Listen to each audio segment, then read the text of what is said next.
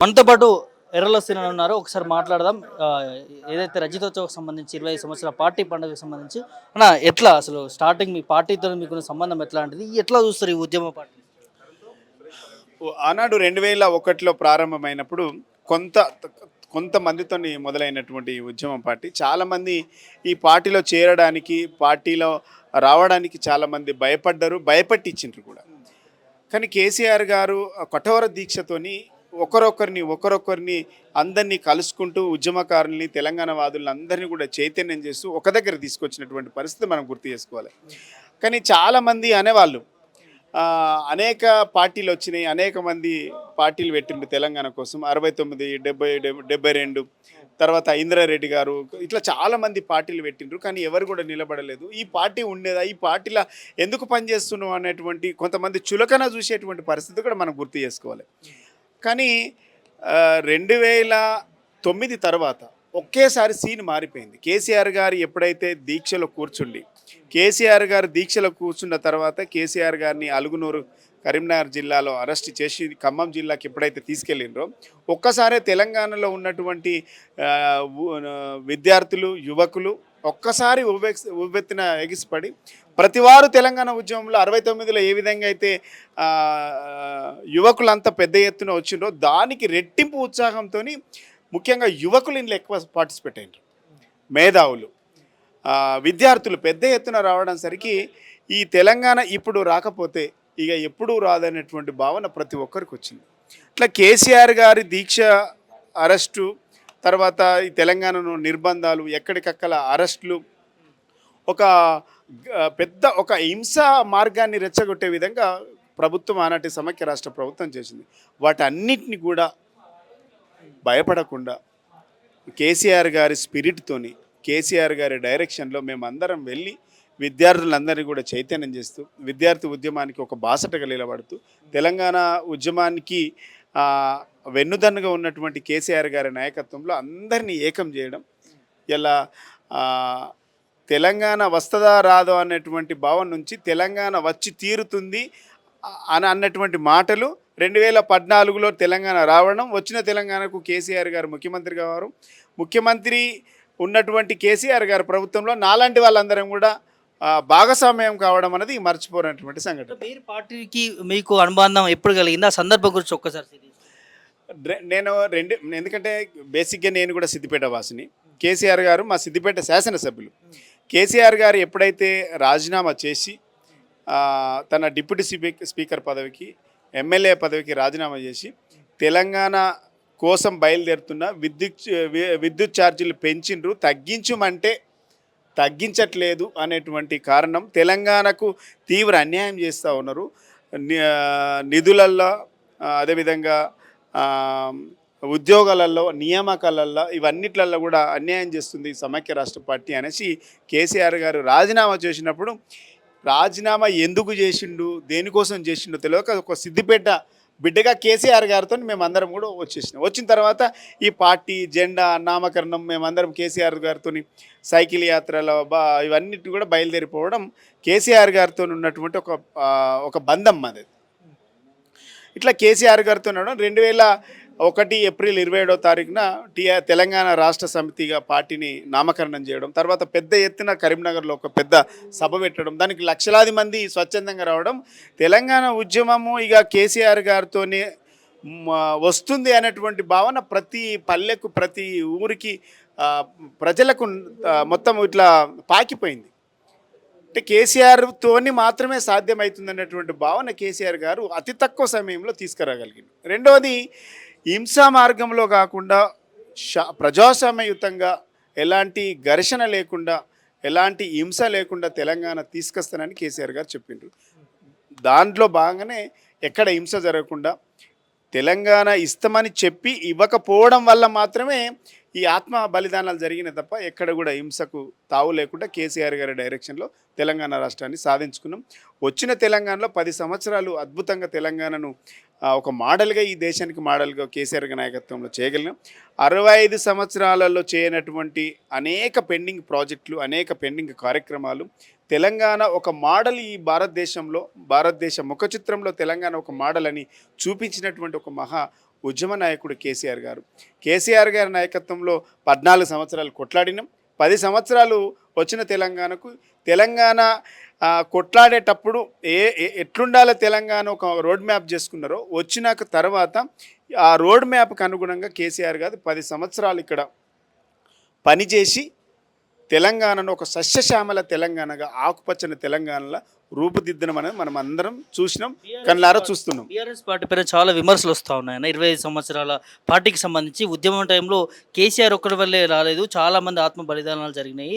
కేసీఆర్ గారి కుటుంబం గురించి కూడా చాలా విమర్శలు చేస్తూ ఉన్నారు. 10 సంవత్సరాల పాలన గురించి కూడా అప్పులు చేశారంటూ చాలా విమర్శలు ఉన్నాయి. దీనికి ఏం చెప్తారు ఒక బీఆర్ఎస్ కీలకమైన? వీళ్ళంతా అవగాహన లేని వ్యక్తులు మాట్లాడేటువంటి మాటలు, చాతగానోళ్ళు మాట్లాడేటువంటి మాటలు. కేసీఆర్ లేకుంటే, కేసీఆర్ తెలంగాణ నినాదం లేకుంటే వీళ్ళందరూ సమైక్యవాదుల తొత్తులు, సమైక్యవాదులకు అడుగులకు మడుగులు వచ్చేటువంటి నేతలు అని చెప్పాలి. కేసీఆర్ గారు రాజీనామాలతోని అనేకసార్లు రాజీనామాలు చేయడం, ప్రజలు గెలిపించడం, ఆశీర్వదించడం. కేసీఆర్ గారు రాజీనామాలు చేసినన్ని సార్లు ఈ భారతదేశంలో ఎవరు చేయలేదు, అయినా ప్రజలు ఆశీర్వదించారు. మేము తెలంగాణ వైపు కొట్లాడుతుంటే మాకు వ్యతిరేకంగా కొట్లాడినటువంటి వాళ్ళు వీళ్ళందరూ కూడా.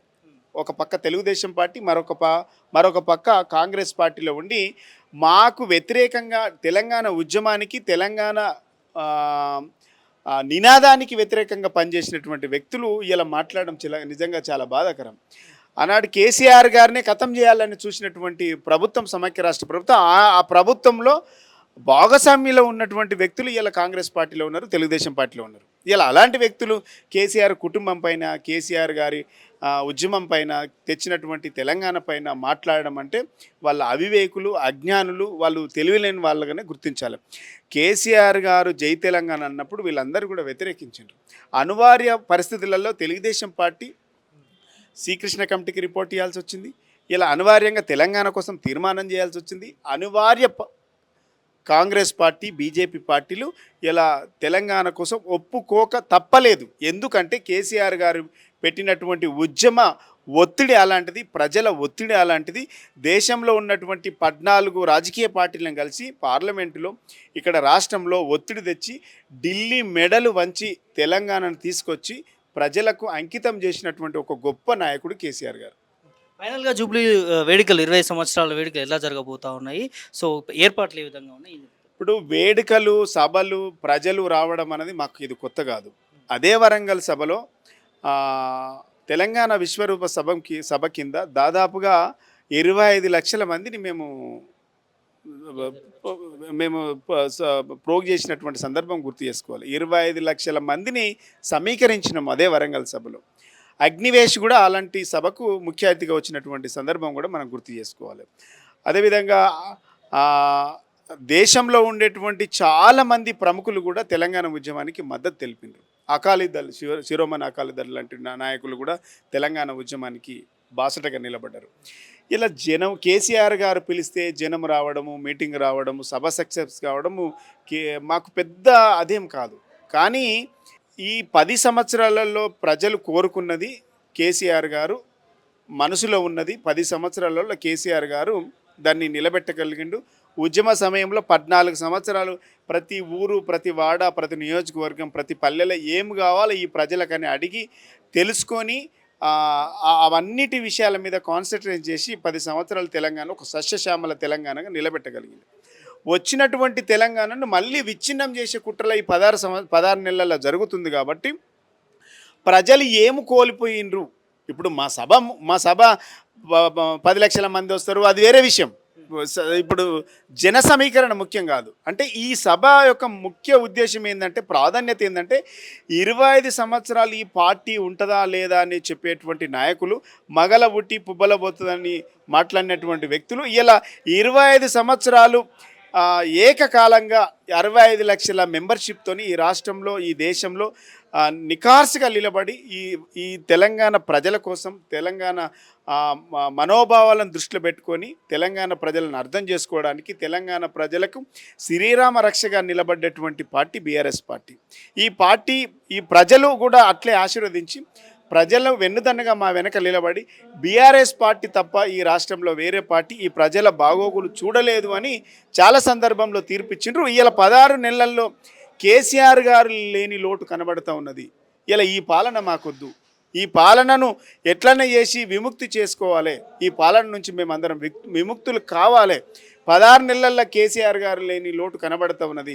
ఇలా మేము దొంగలకు తాళం చేయించినట్టుగా ఇలా తెలంగాణను తీసుకొచ్చి ఇలాంటి వాళ్ళ చేతులు పెట్టడం వల్ల ఎక్కడికక్కడ ఈ తెలంగాణ దోపిడికి గురవుతూ ఉన్నది.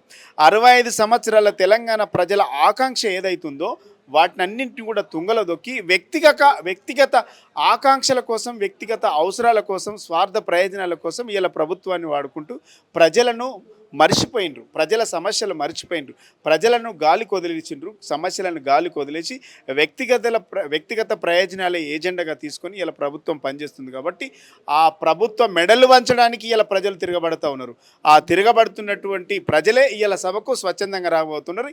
అది 25 సంవత్సరాల ఈ సిల్వర్ జూబ్లీ సందర్భంగా ఈ సభ చాలా విజయవంతం కాబోతున్నది.